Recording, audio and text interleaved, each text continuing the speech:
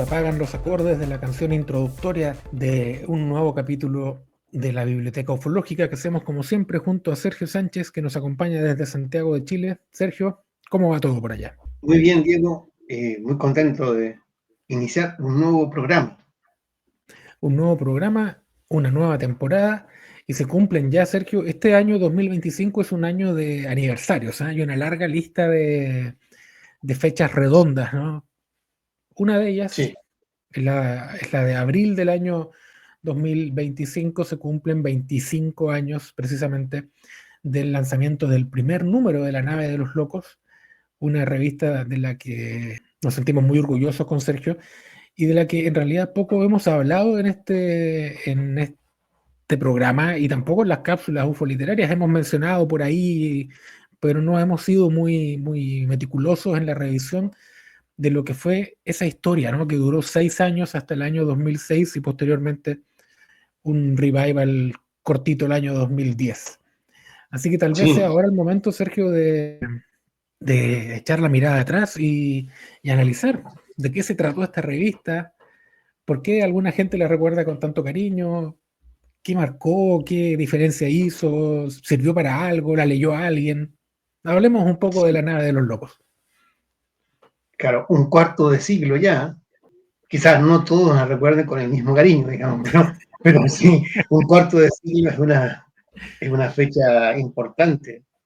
Sí. Sí, bueno, la verdad es que surgió la idea, efectivamente, a principios del 2000 y comenzamos a trabajar en esa idea rápidamente. También viéndolo como un medio de ponernos en contacto con investigadores de otros lados del mundo, a los cuales seguíamos y admirábamos, y por eso la Nave de los Locos tenía también algún grado de vocación internacional, pese a que estaba centrada en gran medida en lo que pasaba aquí. Eso por una parte. Y por otro lado, surgió como una forma de expresar disconformidad con lo que estaba ocurriendo. Y una visión bastante crítica de la ufología en general, de la ufología nacional en particular. Y claro, lo cierto es que lo que vendría mucho después ya escapa al dominio de la nave, pero muchas veces, yo creo, en las previsiones del futuro nos quedamos cortos respecto de cómo se iba a manifestar este tema. Ahora bien, yo creo que fue muy exitosa esa relación con investigadores de otros países y también se fueron incorporando algunos destacados investigadores nacionales. Claro. Entonces, se fueron convocando voluntades y adhiriendo personas, algunas que desaparecieron después de la nave, pero estuvieron en el primer momento. Mm. Sí, estoy pensando en algunos datos que quizás no se conocen mucho, Sergio, como por ejemplo que el número de prueba de La Nave de los Locos se llamó Espacio Racional. No sé si te acuerdas tú. Sí, Eh, sí, sí. que era el número cero, que lo hicimos solo para ir probando nosotros con un diseño que no tenía nada que ver con el diseño que fue finalmente el de la revista. Y bueno, ese nombre no quedó porque reducía un poco el enfoque que queríamos darle a la revista, esto de espacio racional, que además podía sonar un poco presuntuoso, ¿no? Y surge el nombre de La Nave de los Locos como un consenso entre nosotros que nos reuníamos por intermedio, digámoslo, por intermedio de Juan Guillermo Prado, que fue quien nos presentó a nosotros, que también en ese Sí. tiempo estaba muy activo en la comunidad ufológica, y fue el nexo, ¿no? El que nos hizo conocernos Mm. y el que finalmente sería el responsable primero de que haya surgido la revista, y él colaboró también en los primeros números. Sí, sí. Bueno, pensaba también, por ejemplo, en autores que estuvieron muy activos, ¿eh? Pero después perdimos contacto, como Luis Cortés, no sé si se recuerda, Sí, que escribía desde el Reino Unido unos artículos muy interesantes. Y también estoy pensando en una decisión que tomamos que era la de, en los números, siempre ceñirnos a un dossier. Por mm, supuesto, había partes misceláneas, pero no queríamos que fuera una revista miscelánea, sino que un dossier, una estructura, temas que se Sí, podían ir desarrollando en series. Y eso yo creo que le dio alguna fuerza a la temática, porque pensemos en varios de los dosieres que se hicieron seriales. ¿Eh? Por ejemplo, aquí tengo uno aquí a la mano, lo que pude pillar recién dentro de mi desorden, contactados. No fue un número, fueron varios números dedicados a los sí, contactados. La otra ufología estadounidense, ¿m? O sea, la no roswelliana, la no vinculada al área 51, al área 18, otro tipo de ufología estadounidense, ahí está. Fueron dos números. En fin, la hipótesis psicosocial se dedicó varios artículos también a eso. Un número doble de abducciones, ciertamente, de la ufología argentina, sí. clásicos. También me acuerdo, casos clásicos. Mucha polémica también entre medio, ¿no? Las páginas de la nave se prestaron para debates, para intercambios de Sí, ideas y a veces para otro tipo de intercambios también, porque era un espacio bueno, que servía para eso. Ahora que tú muestras las revistas y estamos haciendo este repaso espontáneo, ¿ah? Porque ni siquiera tenemos una pauta, lo que habla de nuestra desorganización, pero también de nuestro genuino cariño por la revista, me estoy acordando de un montón de cosas, como por ejemplo que tuvimos muchos encontrones con gente, pero me acuerdo de uno específico con la investigadora Liliana Núñez, que tuvimos un choque y un intercambio y terminamos siendo súper amigos con ella después, sí, manteniendo una relación y una amistad sincera durante muchísimos años. A pesar de que el primer encuentro fue más bien, no fue muy agradable para ninguna de las partes, por una crítica que se hizo. Y la nave de los locos tenía un poco eso, ¿no? Que era el lugar donde se podía criticar, como decías tú al comienzo, con esa disconformidad que sentíamos nosotros por lo que pasaba en Chile con el tema. Nos tomamos la libertad sin que nadie nos diera ningún tipo de... O sea, nadie nos dio el diploma para dedicarnos a esto, pero bueno, nos tomamos nosotros la autoridad para criticar porque teníamos una visión distinta de cómo abordar el tema. Hablamos de que la nave surgió cuando estaba de moda Jaime Rodríguez, por ejemplo. Cuando sí, Jaime Maussan iba a Chile y llenaba recintos, ¿no? Y había congresos ufológicos donde los platillos voladores de tuercas y tornillos eran lo máximo, ¿no? Una ufología que no había evolucionado prácticamente nada, que seguía estando en los años 60, era muy, muy curioso eso. Y, y bueno, este proyecto recibió también mucho apoyo, decías tú, de gente de afuera, Luis Cortés, que después lamentablemente perdimos contacto con él, pero surgieron otras colaboraciones. En ese especial de Contactados hay un artículo de Mark Moravec, de Australia, súper interesante. sí, Están los artículos que nos cedió Philip Glass, ¿no? Yo le escribí una carta y él me respondió, y eso era muy, muy emocionante. Después llegaron las cosas de Martin Kottmeyer por intermedio de Luis González Manso, Ignacio Cabria, Vicente Juan Ballester Olmos, y empezaron a aparecer firmas que uno decía, oye, son nombres realmente importantes y están firmando en este boletín, que además nos criticaban porque era un boletín fotocopiado, ni siquiera teníamos una estructura editorial muy, muy acabada, ¿no? Y ni hablar de las cuentas, el contador de la nada de los locos se suicidó, ¿no? Cuando conoció los números sí, de la revista, una pérdida tras otra, era horrible. sí, y la verdad es que las cifras que se cobraban por la revista eran ridículas, ¿ah? Ridícula. Ridículas, porque más allá de la inflación y la depreciación, nótese este número, 400 pesos. ¿Ah? Con todo el respeto, un calugón Pelayo vale más que este número. Entonces, y yo en una ocasión iba en el taxi, yo te conté, en un taxi colectivo, Ajá, y me quedé, parece que se me perdió el billete, no tenía cómo pagar. Entonces, una señora pagó una parte de mi pasaje muy amablemente por mí, y ujú. yo le regalé una revista eh, en, en contraprestación, y como que me dijo, no es necesario, insistía yo, pero igual se lo presté, así que ignoro qué habrá hecho con el número, pero evidentemente no hubo retroalimentación, ¿no? Ninguna. No le importaba el tema, pero sí, y recuerdo que había suscriptores, y yo estoy seguro que entre los gastos de envío y todo resultaba más caro que lo que se obtenía. Es decir, Sí, los números fueron rojos, siempre, siempre. siempre, siempre, siempre. A pérdida, a pesar de acusaciones que decían lo contrario, ¿no? Pero No, siempre había fuimos. una muy, sí, No, no, había creo que una muy divertida yo sé que te que vas a nos acordar. había quedado debiendo la fotocopia, pero el domicilio de la fotocopiadora en realidad era tu casa. O sea, te quedaste debiendo a ti mismo. Sin querer, en cierto modo, expresó lo que realmente sucedía, sin quererlo. Era cierto. No, nunca quedamos debiendo las fotocopias porque si no, no nos entregaban la revista. Lo que sí Sí, perdíamos plata, eso era claro. Cobrábamos suscripciones a España, por ejemplo, y yo creo que eran la mitad, si no menos, de lo que costaba realmente mandar la revista por correo a España.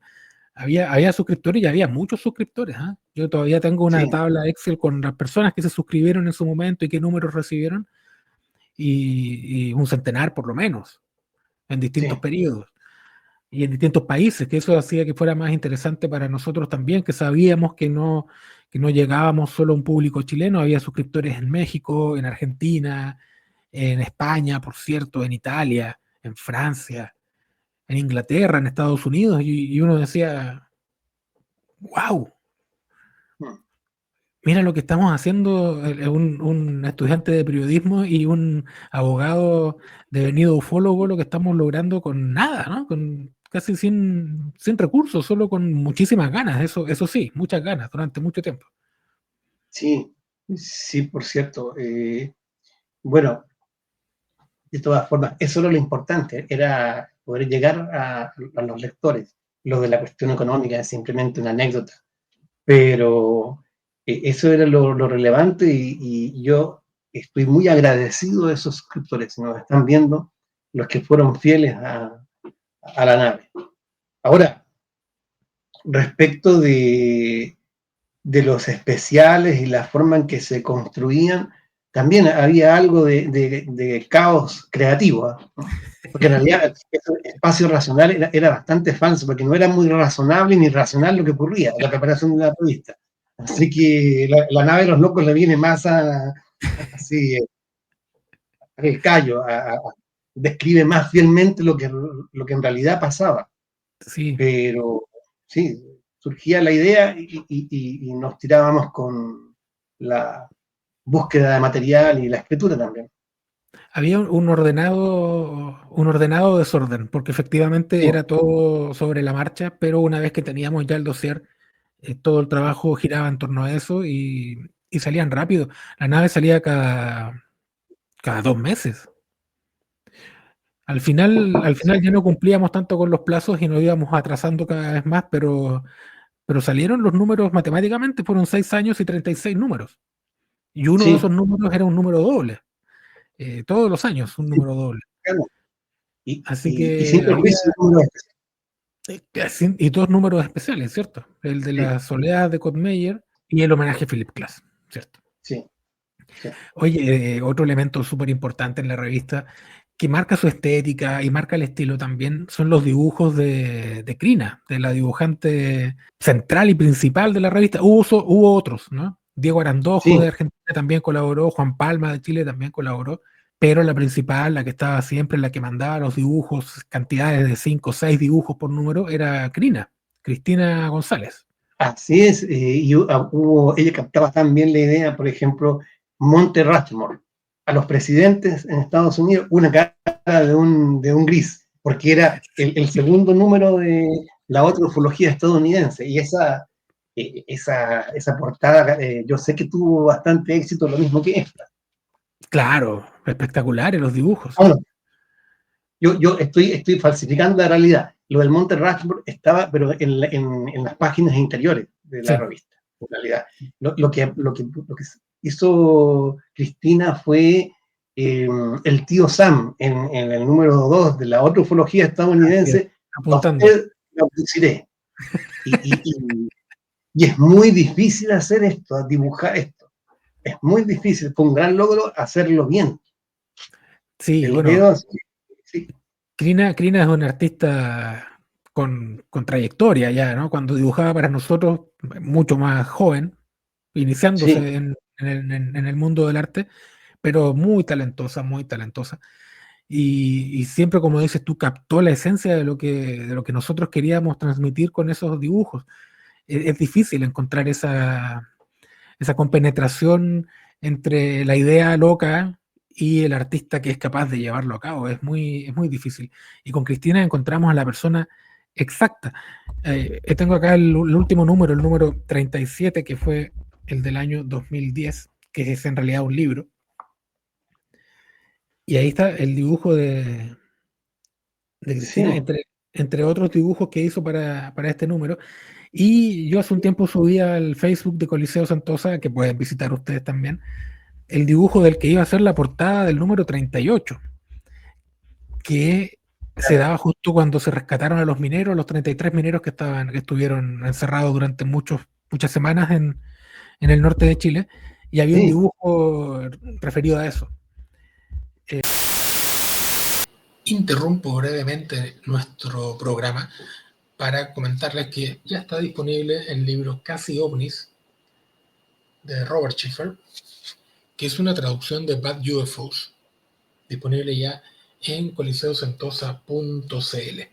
Y también para pedirles que se suscriban a nuestro canal de Coliseo Sentosa en YouTube, que nos visiten en coliseosentosa.cl y que nos puedan también visitar en Twitter, en Facebook y en Instagram. Hecha esta horrible y molesta publicidad, volvemos a hablar de el libro que nos acompaña esta semana.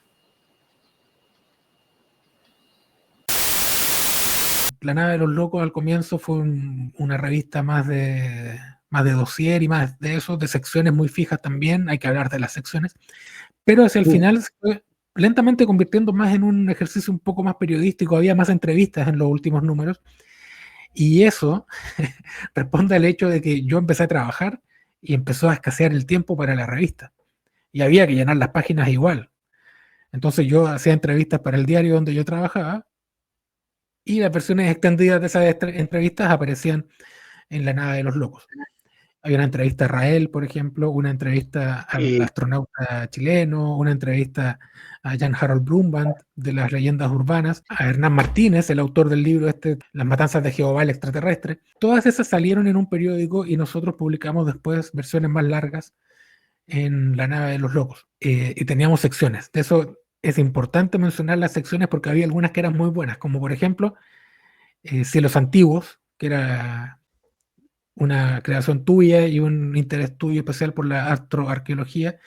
Estaba sí, también la claro, aspiradora, sí, sí. que alguna vez nos criticaron por eso también. Sí, pero era de afán claramente humorístico, ¿no? Sí, Yo recuerdo una de la autopsia de uno de los Teletubbies, porque eso andaba circulando, no como noticia, era evidente que era una tomadura de pelo, pero sí, eh, también entre comillas, ataque a un amigo nuestro, en todo caso, un ataque a Juan Jorge Faundes, ¿no? sí, Recuerdo cuando se le criticaba ahí, claramente, bueno, la aspiradora de Adamski no siguió tanto en el tiempo, pero tuvo su momento, esa sí. sección, esa columna, y los cuadernos de Saliano, que eran como Bien. reflexiones, que un diario también crítico, sin duda.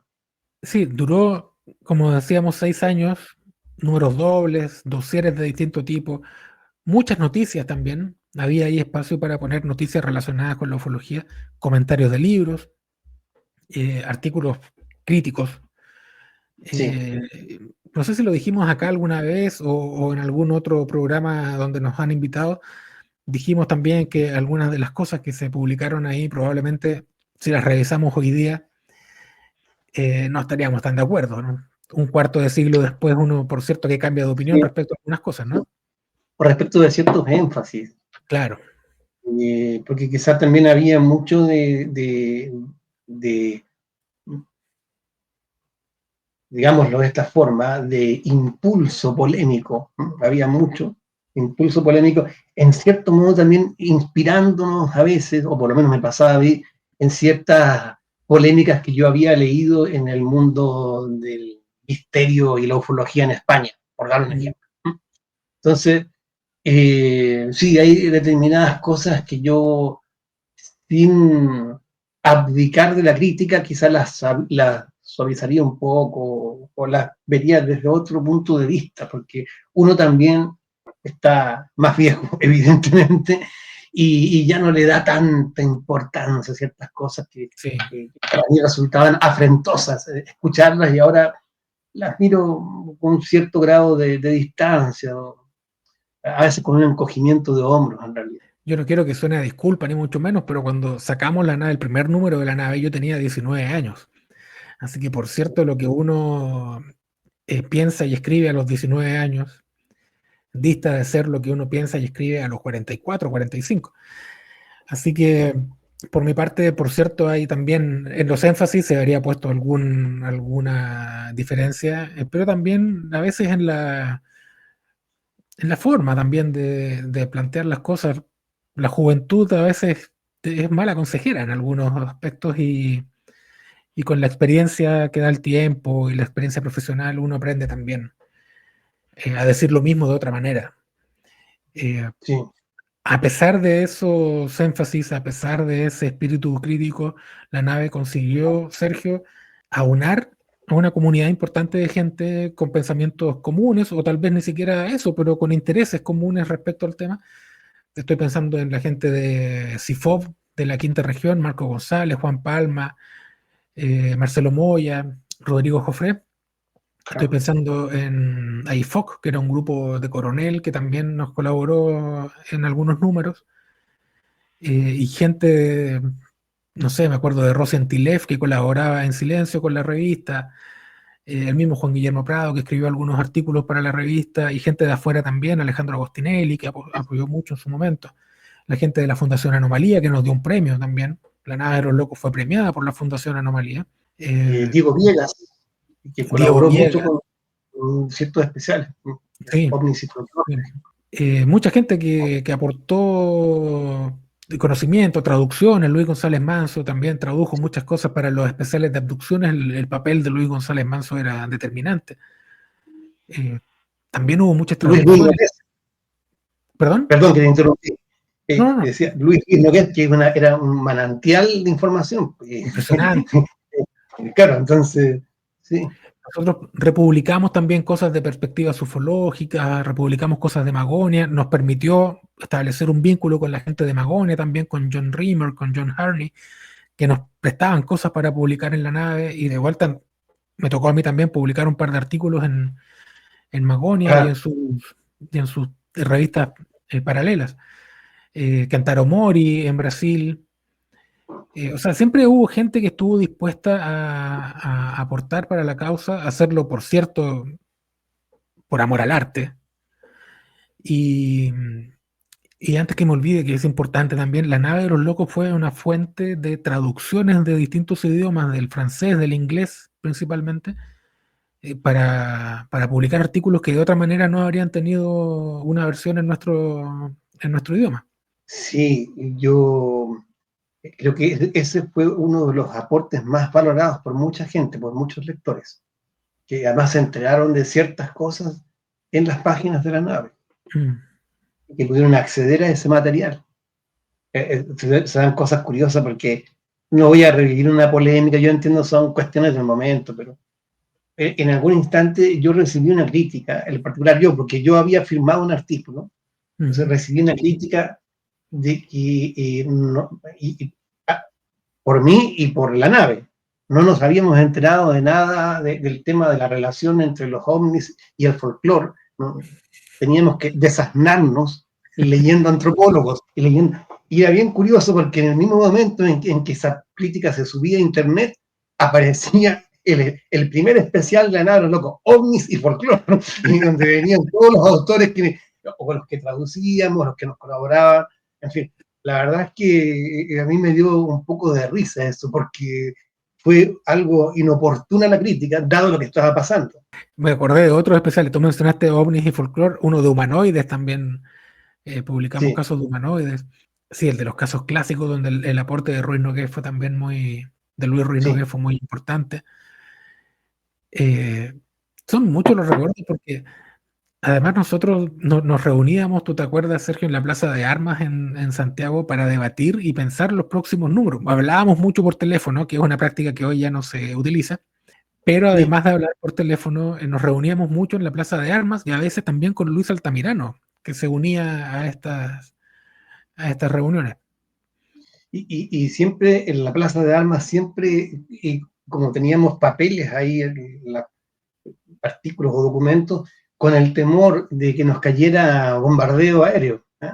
Por la gran cantidad de palomas, ¿te acuerdas? Pero milagrosamente no nos pasó nada, pero sí a mí me ocurría con frecuencia en el centro, pero justo ahí era el temor constante, ¿no? Siempre estábamos mirando hacia el cielo, pero no buscando ovnis, sino que más bien potenciales, digamos así, materias orgánicas provenientes de las aves. Ahora, si uno mira en retrospectiva, Sergio, y a ver, lo voy a decir así, la nave de los locos es uno de mis grandes orgullos eh, personales, ¿no? Eh, Fueron 6 años de trabajo intenso, hecho con mucho cariño, donde los dos aprendimos mucho de cómo, primero, cómo hacer una revista, cómo coordinar equipos, cómo proyectar los dosieres, cómo proyectar los números en el tiempo, cómo adelantar trabajo, cómo hacer coherente el trabajo, que el número de hoy día tuviera algún tipo de vínculo con el que viene en 2 meses más. Coordinar equipos es muy difícil. Editar una revista, dirigir una revista, eh, traducir, buscar los autores, conseguir que la gente colabore. Son cosas que se aprenden ahí en la práctica y en mi caso particular como periodista fue un ejercicio, fue una inyección de ejercicio profesional a la vena, antes incluso de que yo entrara a trabajar. Fue para mí una rica experiencia. Y si lo miro también, hicimos entrevistas, por cierto. Entrevistamos a mucha gente y eso también es un ejercicio que hay que practicar. Y la nave sirvió mucho para eso. Entrevistas, ay, me acordé. Sabes que tengo tantas ideas en la cabeza que me enredo. Me acordé de un artículo de Robert Schiffer sobre el chupacabra, una polémica que hubo sobre el chupacabra. Y Robert Schiffer escribió un artículo para la nave de los locos sobre eso. O sea, ese era el nivel al que llegaba la nave de los locos, ¿no? Que tú le decías a Robert Schiffer, oye, hay una cosa del chupacabra donde te mencionan, y él va y escribía un artículo para la nave. Y Sí. yo lo veo ahora, así miras para atrás y dices, oye, sí, y lo hicimos nosotros, que con genuino orgullo lo digo, sin altanería ni mucho menos, es un orgullo así que me nace de aquí, de lo más profundo de mi corazón, de mi corazoncito ufológico. Es que la cuestión fue la constancia. Y eso también se relaciona con un ejercicio de autodisciplina que involucra muchas veces el escribir contra el tiempo. Sí, Y en realidad varias veces estábamos, yo por lo menos en la línea, en la deadline, como le llaman, muy cerca y había tenido poco tiempo por diversas razones, pero tenía que sentarme a escribir y a sacar, como dirían nuestros amigos españoles, de una puñetera vez el artículo. Entonces tenía que sacarlo. Y ahí no me paraba hasta que lo terminaba. Eso también es parte de este asunto. claro. Porque la excesiva flexibilidad con los plazos lo que genera es que la revista no salga en tiempo y forma. Y no, y la nave siempre salía, siempre despegaba y volvía periódicamente en los plazos. Sí, hay varias entrevistas. Tú entrevistaste a Rodrigo Fonsalida, me acuerdo, a propósito del caso Friendship. Sí, sí. A Lucho Entrevistaste Altamirano, yo le hice una entrevista también que se publicó en su momento. a Claro. Lucho Altamirano, a Juan Jorge Faundes, a Billy Wolf. Hay A Anita historia. Karina González. Anita Karina González, la autora de una muy buena tesis universitaria sobre ovnis en Chile. Sí, Hay parte de la historia de la ufología chilena escrita en esas páginas y eso también es súper importante recalcarlo. Eh, Más allá de lo que uno recuerda de la nave, la pelea, esa, la disputa permanente con la ufología, con los ufólogos que copaban el mainstream en Chile en ese momento. La nave de los locos se convirtió de alguna manera también en un lugar donde se se reunía la historia que estaba ocurriendo, y la historia que ocurría en ese momento y que después íbamos, ya hoy, si miramos hoy los números de la nave, ahí se ve la historia de la ufología chilena en ese periodo. Y es muy interesante que haya un registro de eso, porque no hay un registro tan fácil de acceder. Los números de la nave están todos en internet, en el sitio web de AFU se pueden descargar prácticamente todos, menos el último. Y no hay algo así para atrás. O sea, no hay una revista que abarque un periodo largo. Tal vez UFO Chile, en un momento, por una producción más breve, son 6 números. Eh, Claro, pero lo que hace en el caso de UFO Chile es recopilar casos, no hay una reconstrucción histórica del mundillo ufológico. En la nave sí está sí, eso. Y eso también es súper interesante de tener presente. Si uno quiere saber de qué se hablaba en la ufología chilena en el año 99, 2000, 2005, la nave está ahí para eso. En sus páginas sí, se encuentra eso. claramente. Quizás lo que más se parezca en ese sentido en el registro de lo que ocurre en el mundillo ufológico es lo que hoy día hace NOUFA, que es el único periodo, o sea, eh, digámoslo así, la única revista ufológica que ha cubierto un periodo extenso en los últimos años. Así que tiene 100 números ya, por cierto. Claro, claro, entonces, pero por ejemplo, en la sección noticias de la nave de los locos uno encuentra lo que estaba sucediendo. Sí. Y también la sección bibliográfica, los comentarios de libros. Ahora, una cosa sí que yo quería decir es que cada vez que se subía un número, quedaban accesibles las noticias. Y en las noticias había un tono a veces más combativo o más de confrontación, digamos, en los cortos. Pero eso Sí. no decía relación necesaria con los artículos de largo aliento. No, Y no, no. mucha gente tenía una opinión porque no compraron o no leyeron la revista, basándose solamente en los cotilleos, digámoslo así, de la sección noticias Mm. o las pequeñas polémicas, cuando en realidad había artículos importantes, más allá de las posiciones personales en la revista, varios, yo recuerdo, de gran interés para los ufólogos. Entonces, muchos se quedaron con esa imagen y en realidad ese era apenas el 10% de la revista, lo fundamental era lo otro. Claro, si uno piensa en algún tema ufológico X, no sé, Billy Mayer, Edward Menger, no sé, ufología estadounidense, lo que se te ocurra, ¿no? Que el caso de Vilas Boas, todo eso está cubierto en la nave, de una manera u Sí, otra. el cover Kelly up, Cover Up, con Félix Ares de claro, Blas, Kelly sí, Hopkinsville, una traducción que hicimos del francés de un investigador de apellido Leclerc. Eh, sí. todo está ahí.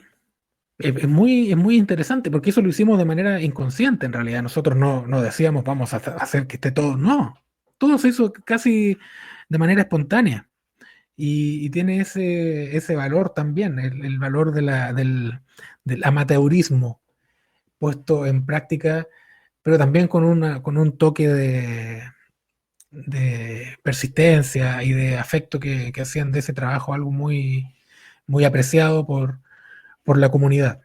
Yo creo que se fue formando una especie de esfuerzo mancomunado. Mucha gente después empezó a participar y esa movilización fue la que le dio en gran medida el impulso y el contenido y la calidad a los dosieres. Entonces, Ciertamente, sí. ¿no? Esto va más allá de nuestro esfuerzo, sobre todo el tuyo, que hay que decirlo públicamente, el que maqueteaba, diagramaba, el que estaba el verdadero corazón de la revista, eras tú. Yo siempre soy el que se deja llevar, digamos, fundamentalmente. Mientras otros están manejando, remando, yo soy el que va tocando la flauta o cantando, o leyendo, declamando algún poema ahí al cielo, pero están conduciendo, son otros los que están haciendo el trabajo más duro, eh, que también tienen que hacer el trabajo creativo, o sea, es de la verdad, pero, pero también nada de eso habría sido posible si no fuese por esta eh, vasta red de colaboradores que estuvieron con nosotros.